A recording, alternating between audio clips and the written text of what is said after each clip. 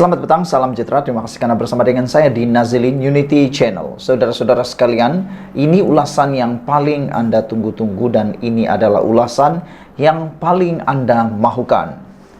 Beberapa hari yang lepas kita sudah ketahui tentang keputusan Syed Saddiq Said Abdurrahman dijatuhi hukuman penjara 7 tahun, 2 sebatan dan denda 10 juta. Menjadi persoalan besar ialah bukan sahaja karena kenapa Syed Saddiq Said Abdurrahman satu-satunya ahli parlimen yang pernah dijatuhi hukuman penjara dengan sebatan sebanyak 2 kali. Juga menjadi polemik hari ini ialah apabila mereka bertanya, mampukah Syed Saddiq Said Abdurrahman menerima sebatan 2 kali tersebut? Kata mereka, ada juga yang mengharapkan supaya hukuman sebat tersebut dapat dibatalkan untuk ahli parlimen tersebut kerana tindakan sebat itu, kata mereka, cukup memalukan dan takut-takut nanti Syed Saddiq Said Abdurrahman tidak mampu untuk menerima atau menghadapinya. Selain daripada itu, yang menjadi persoalan besar ialah apa nasib Parti Bersatu selepas Syed Saddiq Said Abdurrahman dijatuhi hukuman dan telah pun letak jawatan sebagai Presiden Parti Muda. Kali ini yang menjadi persoalan ialah siapa yang akan menggantikan beliau. Kerana kita tahu, kalaupun tidak 100%, Parti Muda banyak bergantung kepada identiti dan juga kekuatan pengaruh Syed Saddiq Said Abdurrahman.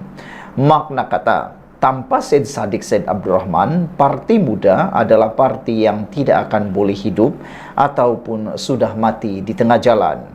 Lagi pula, pengganti Syed Saddiq Said Abdurrahman di Parti Muda, kalaupun beliaulah yang menggantikan, akan dilihat tidak mampu menukar identiti ataupun menukar credibility serta kebolehan Syed Saddiq Said Abdurrahman. Oleh sebab itu, ada mula bertebaran di media sosial siapa yang bakal menggantikan Syed Saddiq Said Abdurrahman. Perkara pertama yang menjadi jangkaan ramalan para netizen, penganalisis politik dan pengikut politik Malaysia ialah mereka menjangkakan Khairi Jamaluddin mungkin akan mengambil alih jawatan tersebut. Mereka mencadangkan Khairi Jamaluddin sebagai pengganti Presiden Parti Muda, memandangkan dengan alasan Khairi Jamaluddin merupakan pemimpin yang mempunyai kredibiliti, mempunyai kebolehan seperti Syed Saddiq Said Abdurrahman. Ditambah pula, memang Khairi Jamaluddin masih muda. Selain daripada itu, Khairi Jamaluddin juga diketahui tidak mempunyai parti sehingga ke waktu ini. Khairi tak punya parti untuk bertanding pada PRU akan datang. Oleh sebab itulah, ramai yang menjangkakan atau mencadangkan biar Khairi saja yang mengambil alih Parti Muda tersebut. Ada yang menjangkakan kalau Khairi mengambil alih jawatan Parti Muda tersebut, maka mereka menganggap bahawa Parti Muda mungkin akan mengalami transformasi yang besar dan dapat meraih sokongan daripada golongan muda. Memandangkan pada waktu ini Khairi Jamaluddin mempunyai penyokong dan pengikut daripada golongan muda yang amat ramai. Kita tak boleh menafikannya. Sebelum kita teruskan ulasan ini, apa pendapat Anda? Adakah Anda bersetuju bahawa Khairi Jamaluddin patut mengambil alih Parti Bersatu tersebut selepas presidennya iaitu Syed Saddiq Said Abdurrahman meletakkan jawatan? Hal ini kerana kita tak boleh nafikan bahawa parti itu, iaitu Parti Muda, amat sayang ataupun sia-sia kalau tidak ada yang berusaha untuk menghidupkannya semula. Atau dengan kata lain, janganlah biarkan parti yang sudah mula bertapak ini untuk hilang begitu saja. Kerana sesuai seperti yang dikatakan oleh seorang penulis blog yang terkenal iaitu Sahbuddin.com. Sahbuddin menulis, beliau kata, habis Syed Saddiq Said Abdurrahman, habislah juga muda. Syed Saddiq Said Abdurrahman habis, muda pun habis. Oleh sebab itulah, apakah yang sepatutnya berlaku? Pada pendapat anda, siapa yang patut menggantikan beliau, dan adakah Khairi Jamaluddin layak untuk mengambil tindakan tersebut? Sila tinggalkan komen anda, ikuti terus ulasan selepas ini. Selamat petang, salam sejahtera. Terima kasih karena bersama dengan saya di Nazilin Unity Channel. Persoalan demi persoalan timbul. Salah siapa? 4 ahli parlimen daripada Parti Bersatu menyokong Datuk Seri Anwar Ibrahim. Salah siapa? Itu menjadi persoalan dan perdebatan di media sosial. Tapi satu laporan di Harapan Daily menulis, Salah Muhyiddin tidak serius berunding, punca ahli sendiri sokong Perdana Menteri Anwar Ibrahim. Keangkuhan Tan Sri Muhyiddin Yassin yang enggan berunding dengan kerajaan untuk peruntukan ahli parlimen ibarat senjata makan tuan. Apabila ahli mereka sendiri menyatakan sokongan secara terbuka kepada Perdana Menteri, ada juga netizen yang menulis pemain bola ataupun pemain mereka menjaringkan gol di gawang sendiri, kata mereka. Pemain-pemain Said Muhyiddin Yassin menjaringkan gol di gawang sendiri, kata netizen. Setiausaha Pemuda Amanah Terengganu, Muammar Gaddafi Muhammad Nasir berkata, tindakan 4 ahli parlimen pembangkang yang menyatakan sokongan kepada Datuk Seri Anwar Ibrahim sebenarnya berpunca dari ketidakseriusan Perikatan Nasional untuk berunding. Menurutnya, tiada kerugian sedikit pun di pihak Perikatan Nasional jika MOU bersama kerajaan ditandatangani, melainkan ada usaha atau cita-cita pribadi yang mungkin terhalang jika sebarang MOU ditandatangani, kata beliau. Rundingan dan perjanjian persefahaman MOU antara kerajaan dan pembangkang akan buka perkara baharu dan pernah dilaksanakan. Kata beliau, bukan perkara baru dan perlu dilaksanakan. Pernah dilaksanakan pada tahun 2021. Sewaktu Perikatan Nasional menjadi kerajaan di bawah pimpinan Ismail Sabri Yaakob. Pakatan Harapan ketika itu sudi meletakkan soal politik ke tepi dan menandatangani satu perjanjian dengan pihak kerajaan supaya ahli parlimen dari Pakatan Harapan dapat menjalankan khidmat mereka dengan baik untuk rakyat. Apa alasan pemimpin Perikatan Nasional, baik Muhyiddin, Hadi Awang dan Hamzah Zainuddin, yang tidak menanggapi seruan baik Perdana Menteri untuk berunding dengan kepentingan rakyat ini? Ini menunjukkan ketidaksungguhan dan kurangnya komitmen pemimpin Perikatan Nasional dalam menangani isu-isu ahli parlimen mereka sebagai wakil rakyat untuk berkhidmat dengan lebih berkesan sebagai ahli parlimen, katanya dalam satu kenyataan semalam. Dalam pada itu, Muammar menyeru agar pemimpin atau pimpinan Perikatan Nasional lebih serius dalam soal perundingan serta kebajikan rakyat dan tidak lagi bermain politik yang boleh merugikan rakyat.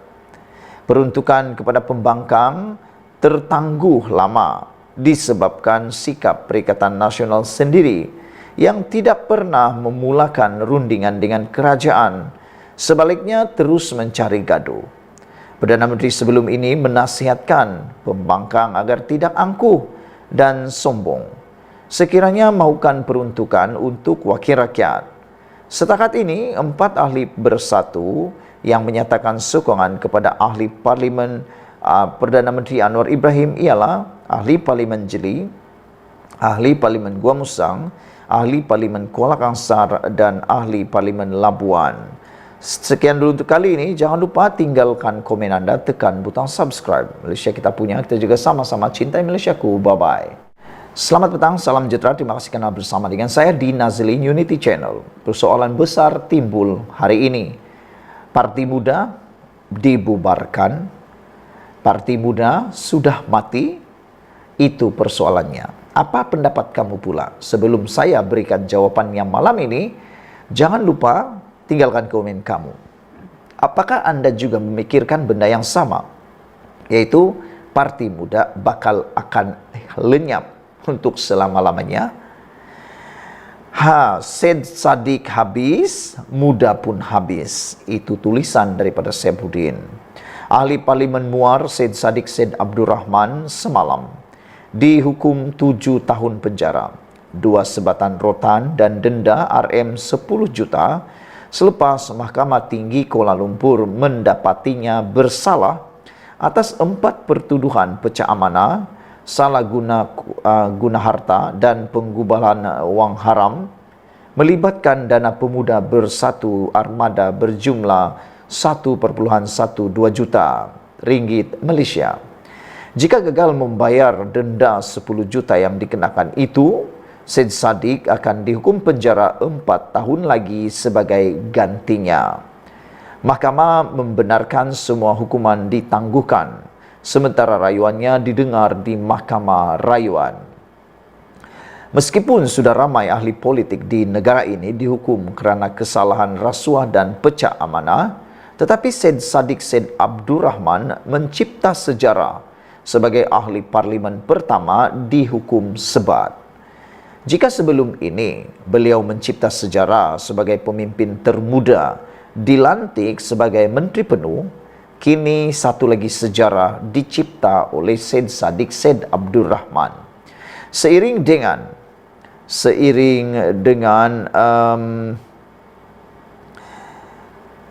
dengan hukuman yang diterimanya, bekas Menteri Belia dan Sukan itu segera mengumumkan peletakan jawatannya sebagai Presiden Muda.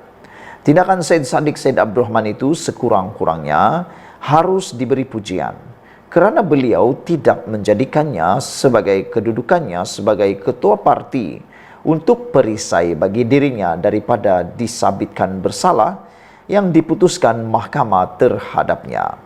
Bagaimanapun, 2 persoalan yang ada di hadapan selepas ini ialah apakah nasib Muda dan apakah Syed Saddiq Said Abdul Rahman masih ada masa depan dalam politik negara ini. Imej dan pengaruh Muda, kalaupun tidak 100%, tetapi sebahagian besarnya adalah kerana Syed Saddiq Said Abdul Rahman. Tanpa beliau mengemudi parti itu, ia tidak mungkin mampu ke mana-mana. Apatah lagi, pemimpin-pemimpin yang mengambil alih jawatan Syed Saddiq Said Abdul Rahman ialah Amira Aisyah Abdul Aziz, timbalan Presiden Muda sekarang lagi. Amira Aisyah tidak cukup dikenali, tidak cukup dibawa, bahkan hampir tiada aura seperti Syed Saddiq Said Abdul Rahman. Dengan pengunduran Syed Saddiq, Muda akan menjadi parti yang tiada lagi masa depan dan akan habis begitu saja. Berkaitan Syed Saddiq pula, walaupun beliau akan membuat rayuan, tetapi berdasarkan fakta mahkamah, kes beliau adalah kes yang jelas, mudah dan straightforward. Untuk lebih mudah memahaminya, ia hampir sama dengan kes SRC internasional yang dihadapi Najib Razak. Jika dalam kes Najib, sejumlah wang didapati dimasukkan ke dalam akaun bank peribadinya, dalam kes Syed Saddiq Said Abdul Rahman pula, sejumlah wang dipindahkan ke akaun simpanan ASP miliknya. Dengan demikian, keberangkalian untuk Syed Saddiq dilepaskan di Mahkamah Rayuan oleh hakim-hakim yang bijaksana adalah amat tipis sekali. Begitu juga dalam rayuan terakhir di Mahkamah Persekutuan nanti. Dalam erti kata lain, teramat sukar bagi Syed Saddiq untuk mengelak penjara sebagai destinasi dalam laluan kehidupannya. Beberapa tahun dihukum penjara, disebat dan didenda berjuta-juta, Syed Saddiq akhirnya akan kehilangan upaya untuk terus menggilap masa depan dalam dunia politik selepas ini. Senang cerita, Syed Saddiq akan habis dan Muda juga akan sama habis. Apa pendapat anda sekalian? Adakah Muda akan bubar esok? Kita tunggu. Malaysia kita punya, kita jaga sama-sama, cintai Malaysiaku. Bye-bye. Selamat malam, salam sejahtera. Terima kasih kerana bersama dengan saya di Nazilin Unity Channel. Perikatan Nasional makin memalukan. Apa cerita? Ahli Parlimen Perikatan Nasional Makin memalukan, kata seorang penulis di dalam web, yaitu Sabudin Husin. Beliau kata, ahli Parlimen Perikatan Nasional yang memalukan terang-terang minta 30 juta ringgit syarat sokong Anwar. Seorang lagi ahli Parlimen Blok Pembangkang menyatakan secara terbuka kesediaannya untuk menyokong kerajaan madani pimpinan Anwar Ibrahim. Bagaimanapun, sokongan itu hadir dengan syarat jika Putrajaya boleh memperuntukkan dana yang mencukupi untuk kawasannya terlebih dahulu. Ada beberapa komen daripada netizen tentang isu ini. Kata mereka, daripada membiayai sokongan yang tidak tentu arah ini, kata mereka lebih baik wang 30 juta itu disalurkan kepada ahli-ahli parlimen yang sah-sah, confirm menyokong Datuk Seri Anwar Ibrahim daripada parti PKR maupun daripada parti DAP ataupun parti Barisan Nasional UMNO. Kata mereka, daripada beri 30 juta itu kepada mereka, lebih baik diberikan kepada ahli komponen Pakatan Harapan Barisan Nasional. Apa pendapat anda semua? Bagaimanapun, sokongan itu hadir dengan syarat jika Putrajaya boleh memperuntukkan dana yang mencukupi untuk kawasannya terlebih dahulu. Syed Abu Hussein Hafiz Syed Abdul Fasal, Perikatan Nasional Bukit Gantang, memaklumkan kepada Dewan Rakyat bahawa beliau berharap untuk mendapat kira-kira 30 juta ringgit bagi kawasan parlimennya di Perak di bawah Belanjawan 2024. Jumlah itu, kata beliau, berdasarkan beberapa siri projek dan inisiatif yang dirancang di Bukit Gantang.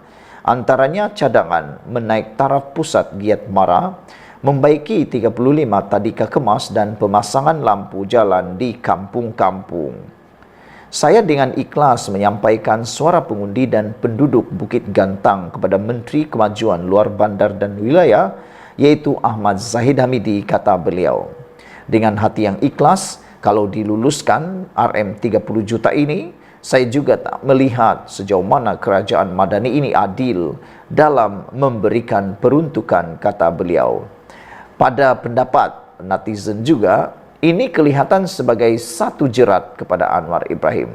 Dan saya pasti Anwar Ibrahim tidaklah seteruk itu untuk dijerat dengan mudahnya.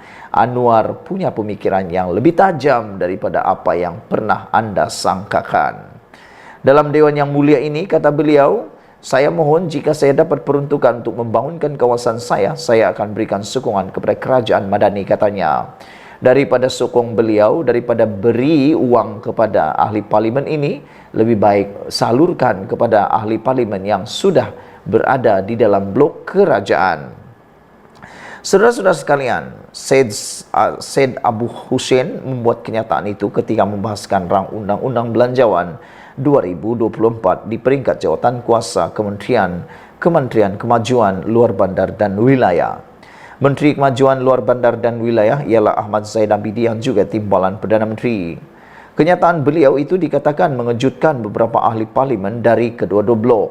Ialah, mana tak terkejut, terang-terang minta peruntukan 30 juta sebagai syarat untuk sokongan kepada Anwar Ibrahim yang ingin diberikannya. Tak pernah dibuat orang perangai macam ini. Memalukan betul. Macam ini punya wakil rakyat pun ada dalam negara kita, kata Sabudin. Tiada standard, tiada kelas dan langsung tiada perjuangan dalam dirinya. Bercakap pula minta 30 juta itu di dalam parlimen yang mulia. Betul-betul hampe, kata sabudin.com. Sekian dulu untuk kali ini. Jangan lupa tinggalkan komen anda, tekan butang subscribe. Kita jumpa lagi. Bye-bye.